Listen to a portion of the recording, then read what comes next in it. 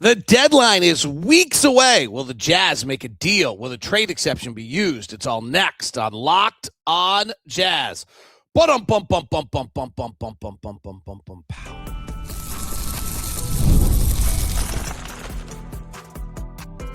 You are Locked on Jazz, your daily podcast on the Utah Jazz. Part of the Locked on Podcast Network. Your team every day.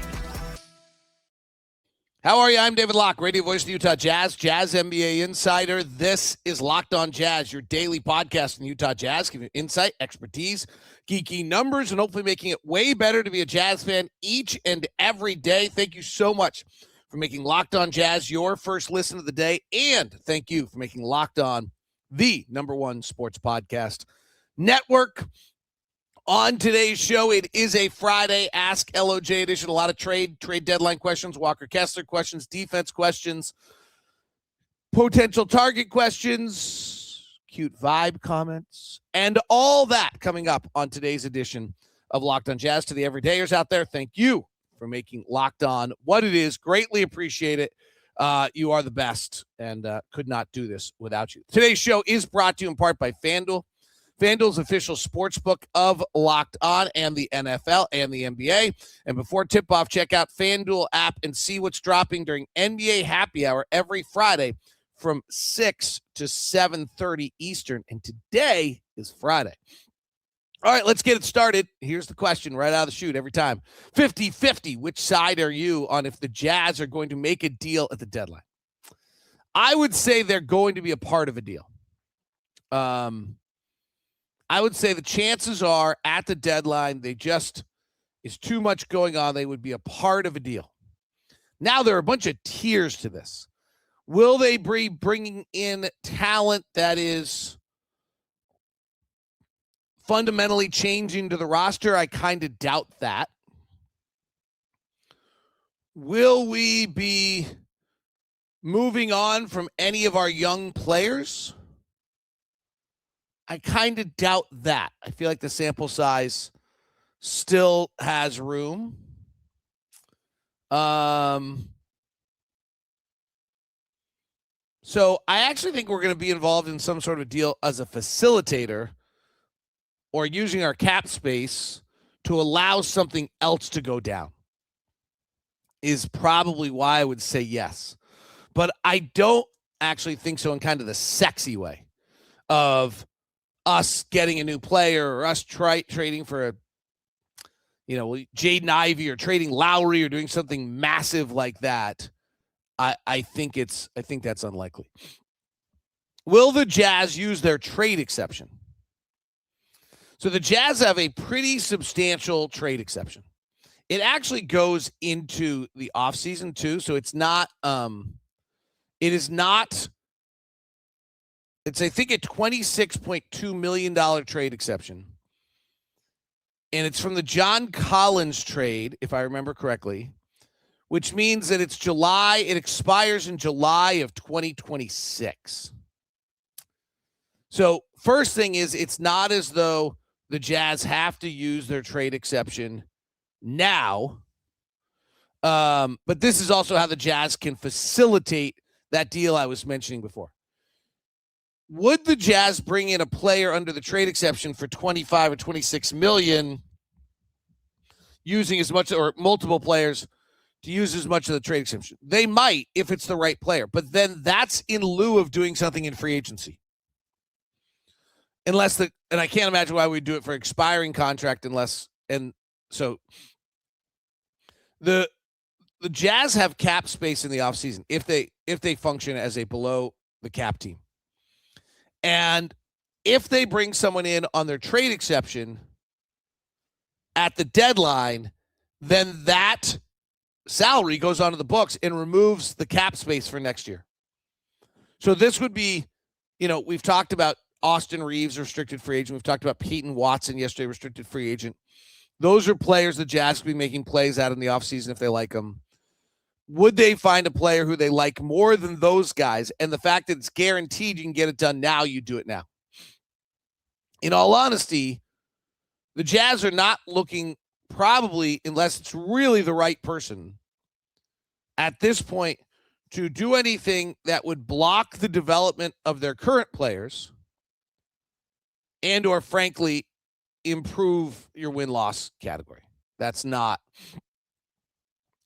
like a high priority, right? We're not trying to get better for a playoff run right now. I mean, I think you're seeing a major focus on development right now. It would be really good for our draft position. The Jazz traded Nurk, but would be so bad, is it not worth it? So this is a really interesting question. One, I don't know that we can trade Nurkic. So I don't know that we can trade any of our veterans. That's a question in of itself. You have to take the money back, right? So in the sense that somebody is, in the sense that somebody's making a playoff run and they want a backup center in Jusuf Nurkic to help them out for the year. And boy, could he help someone. We'd have to take $19 million of salary back. We can bring in somebody without salary because we have that trade exception. But if we send Nurk out for $19 million, we have to bring $19 million back. By definition, a good team, I think, would have a hard time giving up $19 million of salary in this day and age, unless there's somebody who's injured or dead on their books. I haven't gone through everybody's books, but in that sense, I think it's a hard one for the team, the competing team, to go trade $19 million of current salary just to get Nurkic. So I actually think trading Nurk would be very difficult. What ends up happening on all of our veterans, Nurk, I don't think Luke, but Kevin Love, I guess Nurk, Kevin Love, Kyle Anderson, with George having not played, is whether there's a team out there that reaches out to their agents and says, hey, if you end up on the buyout market, we'd be interested in having you for the playoff run. And so then the Jazz come to an agreement with any of those three players that they'll buy him out for the rest of the year. They then become a free agent, and then they sign with that other team for the rest of the year. I don't think the Jazz could trade Kevin Love, Kyle Anderson, or Jusuf Nurkic and get value back. Right? Kevin Love was available to everyone for free, and they didn't take him at the beginning of the year. I don't think a lot's changed. He's played well for us, but I don't think he hasn't like surprised people how he's played. He was good then. George has been hurt, so I don't think so. Kyle Anderson, maybe if someone needs a settling force off the bench, just a unique game. And then Nurkic would, I think, most definitely help somebody. And the question then is whether somebody wants him and takes him for a buyout, and he wants to go be a 14-minute a night player somewhere. From a Jazz standpoint, there's no question that would prohibit our ability to run a reasonable offense and get Keyonte as much space and everybody as much room as they've been getting this year. That there's just no question. Nurk opens up the game for everyone. His rebounding is vital. We are a better team when Nurk plays. That is not deniable. His missed layups and some other stuff analytically bring him back down to earth a little bit. But we're a better team. Keontae's life is better. Lauri Markkanen's life is better. They get open. They should be leaving gift baskets at his door every night in the hotel because he gets them open, right? And so if we decided to move Nurk, I think it would impact us in our ability to win games the rest of the way because we have no center. And two, it would impact our ability to actually run stuff and use the remaining days effectively. So it is an interesting yin and yang decision there for the Jazz on that. We'll continue. Your questions, get more of them as we continue here on Locked On Jazz. Worries about a few players from fans next on Locked On Jazz. Friday edition of Locked On Jazz is brought to you by Murdoch Hyundai, located at 4646 South State Street, also located in Logan and in Linden. The Murdochs have been in Utah for over 90 years, bringing you the no regrets experience. Blake and the crew want to make sure that they are part of the community and that you feel that and that you feel connected to the Murdochs because the Murdochs are connected to you in Utah. And the Hyundais are incredible. Great lineup of cars. I'm driving the Hyundai Santa Fe hybrid right now. amazing. I fill up the gas tank. It's at 600 miles, basically, 550, something like that. With the hybrid, just absolutely fantastic. We own the Ioniq 5 and the Ioniq 6 in the family. Both have been great, and both kids have had Santa Fe's now for at least 5 years on one, 8 years on the other with no problems. Absolutely adore everything we've gotten from the Murdochs and from Hyundai. You can do the same. Email me at dlock09@gmail.com. That's dlock09@gmail.com. dlock09@gmail.com. And I'll set you up with the Locked On VIP experience over at Murdoch Hyundai. Today's show is brought to you by DoorDash. And DoorDash lets you be in your bag all season long with DoorDash.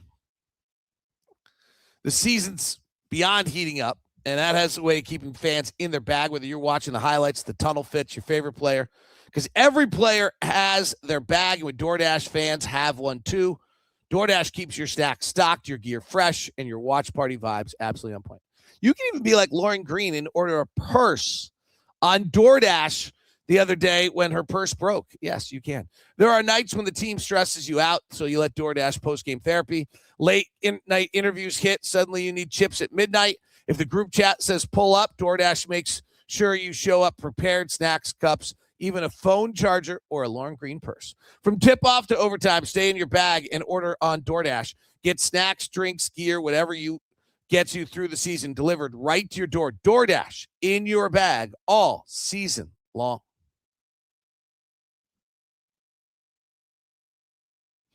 Thanks so much for making Locked On Jazz your first listen of the day. Thank you for making Locked On the number one sports podcast network. Every day our program is out there. I asked the All Access people whether they were liking the program, and I got pretty rave reviews. So I could read those to you later at some point. I didn't ask them permission for that, so I won't do it right now. But it has been going really, really well. All Access program to direct one-on-one texting for me, in-game breakdowns when I can if I see something that's worthwhile. Some bonus content from me, possibly, like we'll do the points gained here hopefully later today or tomorrow.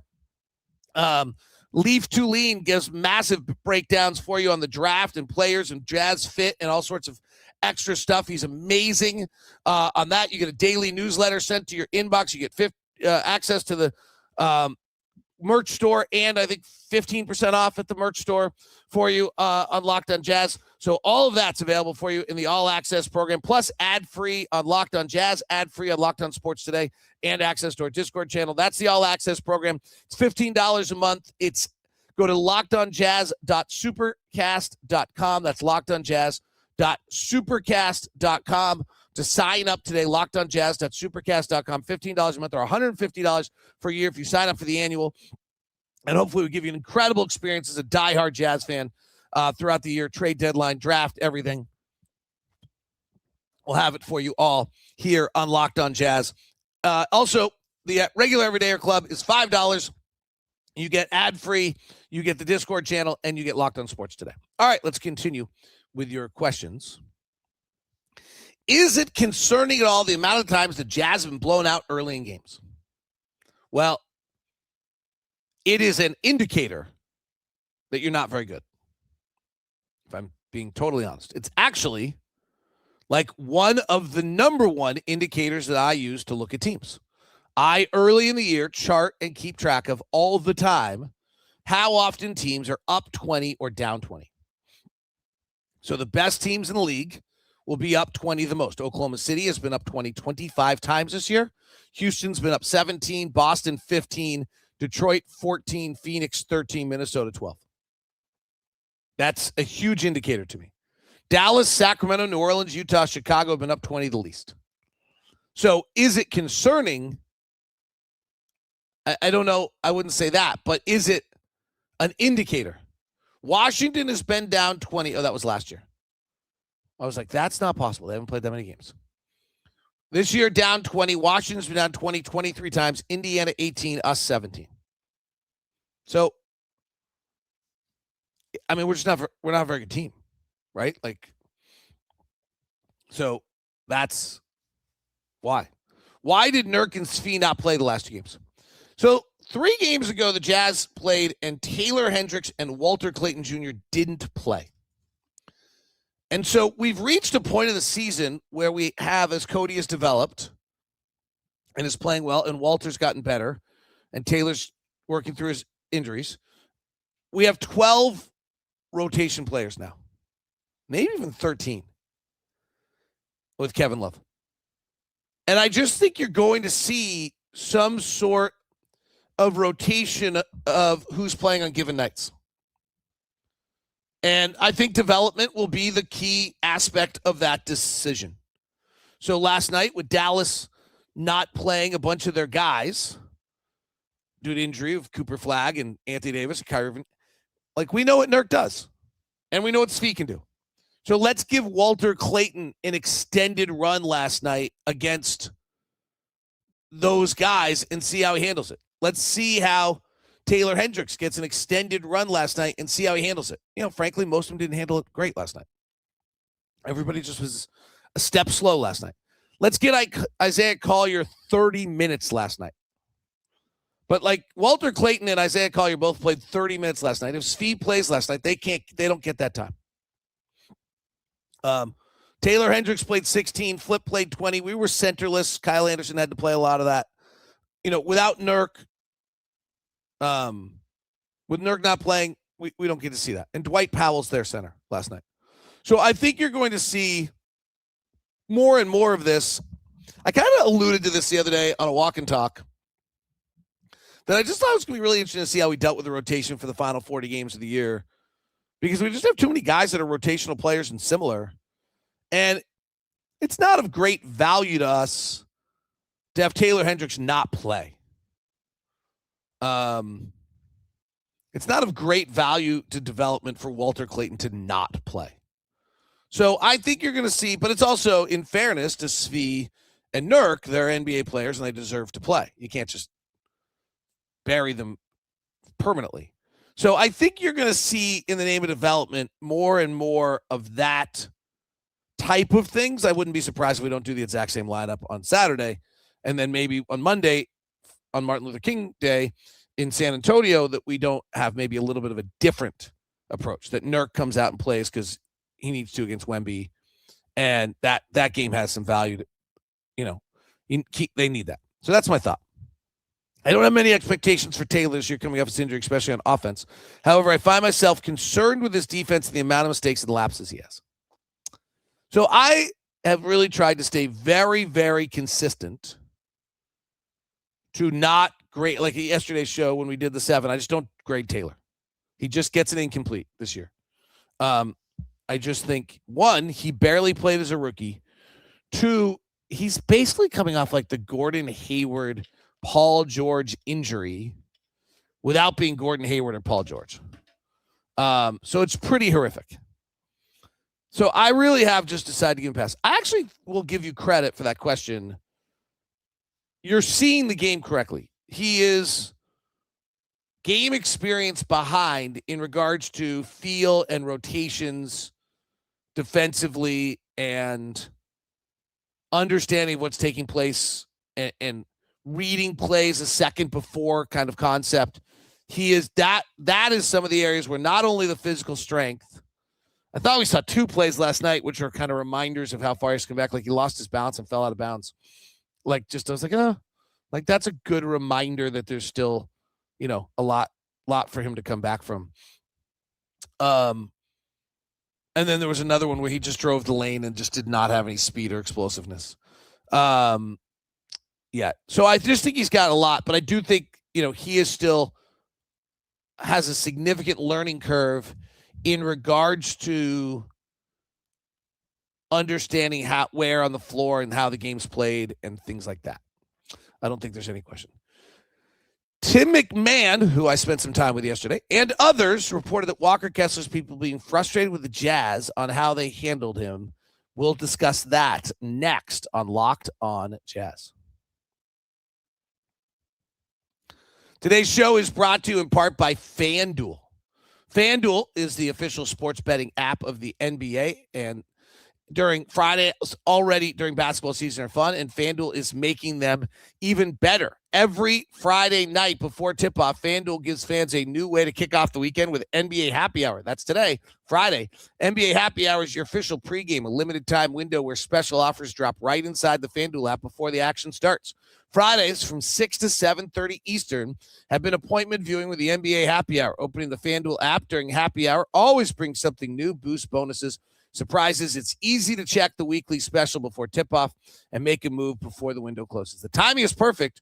Right before the games, right before the weekend starts, it adds extra energy to Friday night basketball without overthinking it. So before tip-off, check the FanDuel app and see what's dropping during NBA Happy Hour every Friday, 6 to 7:30. A little basketball, a little action.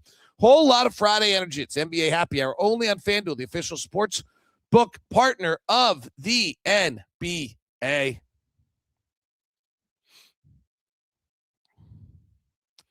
Thanks so much for making Locked On Jazz your first listen today. If you've missed any shows this week, go ahead and make them your second listen. Tim McMahon and others have reported that Walker Kessler's people were frustrated with the Jazz, how they handled the playing time in his. Let me see if I can hold that for longer.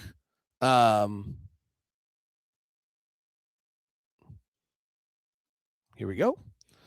Tim McMahon and others have reported that Walker Kessler being frustrated with Jazz, how they handled his playing time in the first couple seasons and the recent contract negotiations. I think the conclusion was, what do you think chances are he's not on the team next year? All right. There's a lot here. So let's start with Walker Kessler's people, who I kind of know. I mean, not great, but their job is to think about Walker Kessler and Walker Kessler only. So if not everything is done for exactly as they want for Walker Kessler and Walker Kessler only, then they're frustrated. Perfectly fine. It's exactly what their job is. It's exactly what they're supposed to do. So were they frustrated that Walker Kessler was like in and out of the starting lineup last year and got moved around, or in his second year in the league? Second year. Yeah, they were really frustrated because they care about Walker Kessler.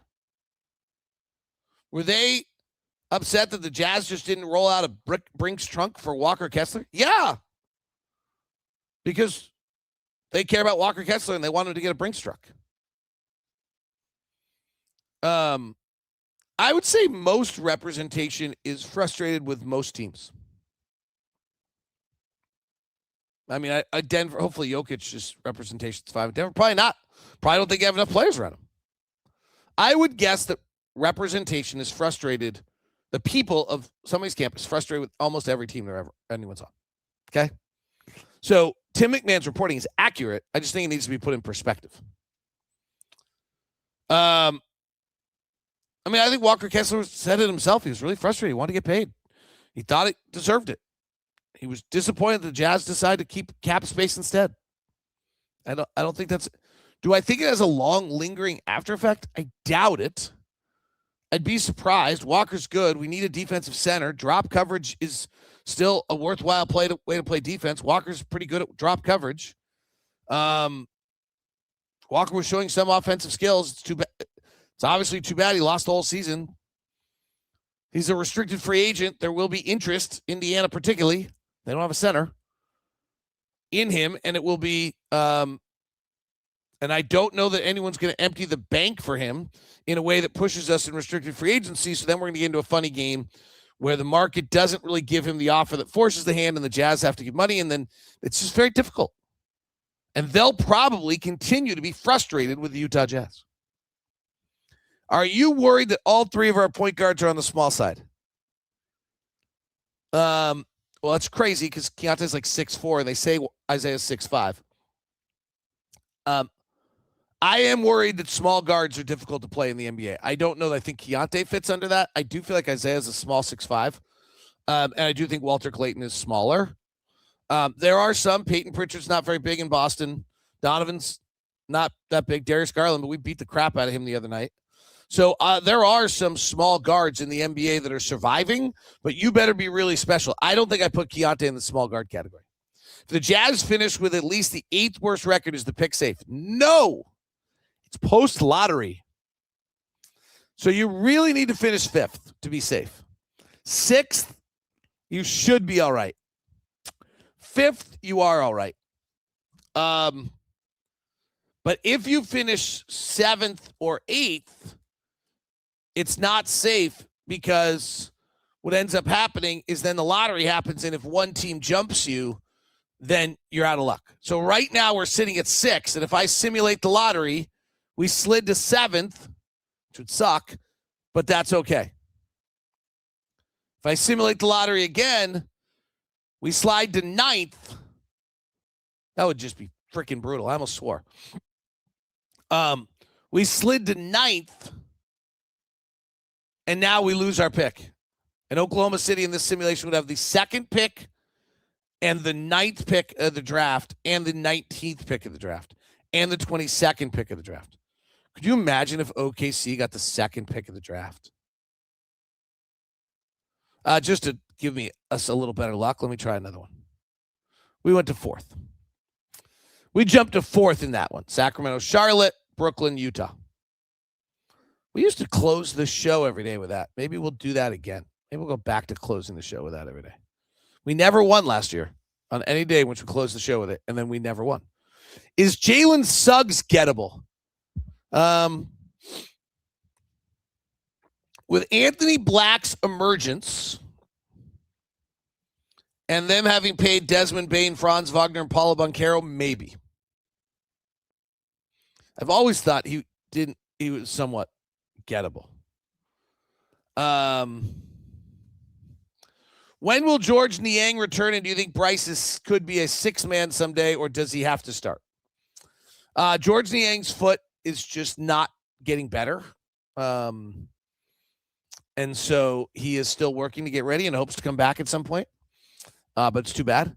Does Bryce Sensabaugh have to be a 6th-man? The 6-man role feels really different in the NBA than it. I'm trying to think right now. Like, who's going to win 6th Man of the Year award this year? Seems like that's a different role than it once was, but maybe. Final 2 questions today. You said Niang is the best teammate in the NBA. Has he been able to have the same impact? You know what? I think we won the Cleveland game because of him. He was incredible the entire day at practice, energy, everything else about it. And finally, my wife loves the cute vibe between you and Ron. Postcast is always a highlight of our evenings. I will let Ron know that the two of us have a cute vibe together and see how he reacts to that. Thanks so much for tuning in. Go to lockedonjazz.supercast.com, lockedonjazz.supercast.com to sign up to be an everydayer. Follow me at DLock09 on all of the socials. Right now, we send you the first ever national 24/7 NBA channel, Locked On NBA. Also on audio, check out Game Night, every game, every night on Locked On NBA.